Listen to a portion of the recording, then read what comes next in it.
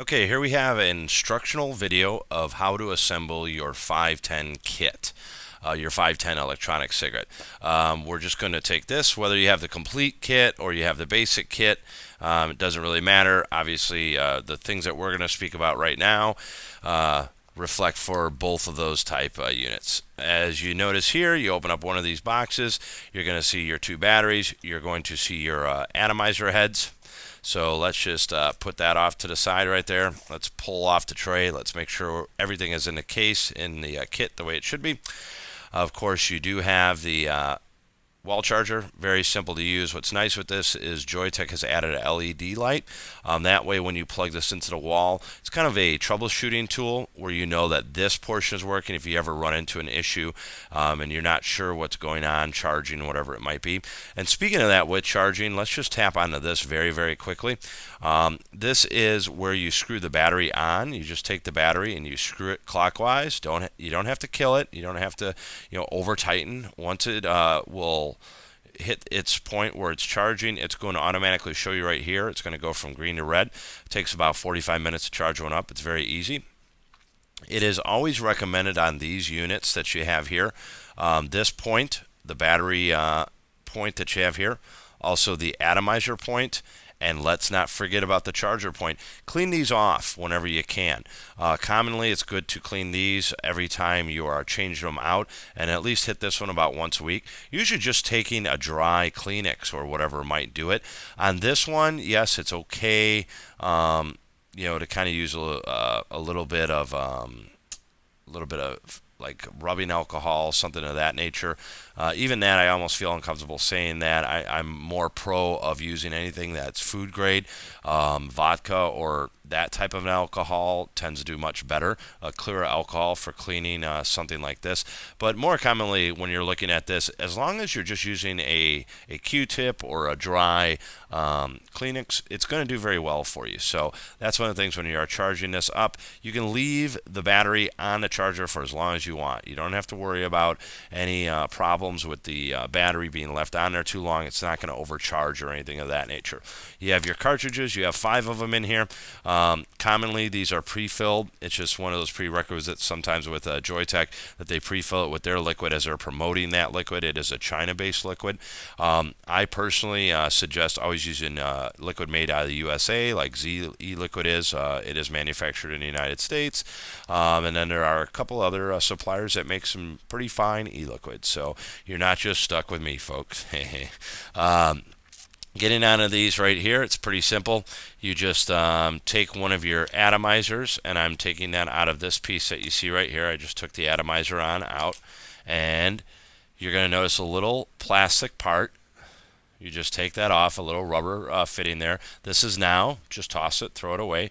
No need to have it anymore.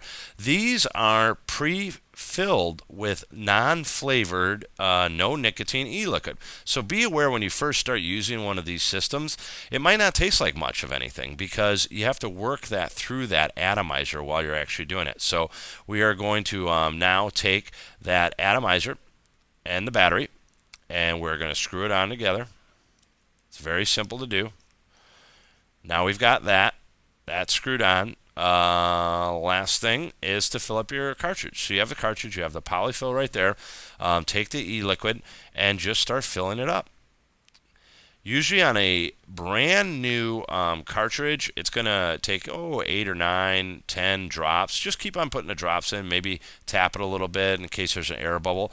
And you want to fill this up until you literally see the liquid pool to the top. And I'm just showing you right now that with the liquid pooling to the top.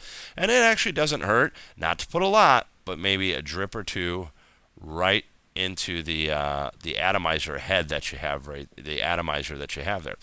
We put this together, push the button, and inhale. Right now you're going, hey, Sean, you just pulled that out of the box, so you didn't charge the battery. You should have a charge on there. It might not be 100%. It could be at 60%. Put one of the batteries on the charger immediately, and then start using this one and get used to it.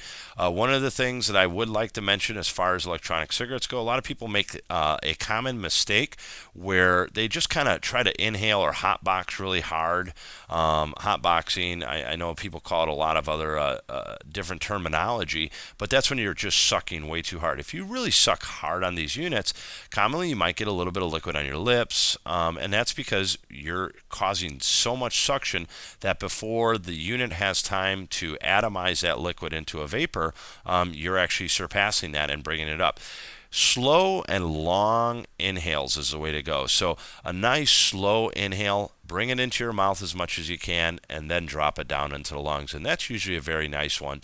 I've also seen some other techniques, and you can try them, where you just kind of take a bunch of small little puffs, and whatever works for you. That's really more the convenient thing that you have with the electronic cigarettes. So with the 510 unit, that's how you assemble the unit. That's how you put it together.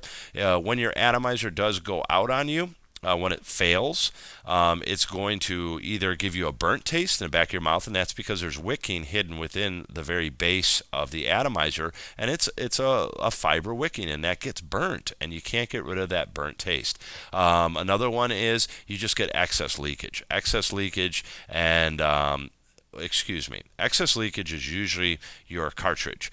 Your cartridge, that polyfill that I just showed you in there, it fails to hold the liquid anymore. I mean, it is a polyfill that can start failing, and you can get a little bit of liquid there. Getting back into the atomizer failure, what I meant to say is liquid on your lips. Liquid on your lips, and that's because the atomizer is no longer working properly. And what it's doing is it's not producing the vapor. The last one is your atomizer just starts slowly wearing out, and that's always the hardest to figure out.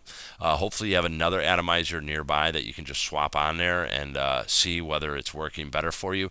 But they do go out over time. People ask me commonly, well, how long do they last? That's a very hard question to answer, and that depends on how long you're pushing that button and inhaling for. Somebody inhaling for 4 seconds versus 8 seconds, not only are they using the atomizer twice as long, they're usually getting the atomizer twice as hot. And when you get the atomizer twice as hot, that will result in wearing out your atomizer a little bit quicker. So there's a lot of variables that are involved in there. I wish I could give people a very precise time.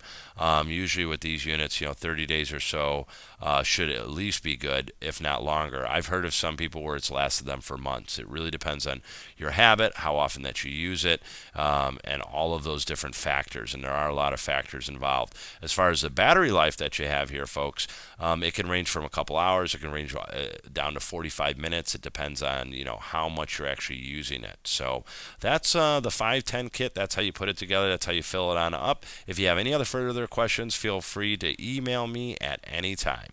This is the 510.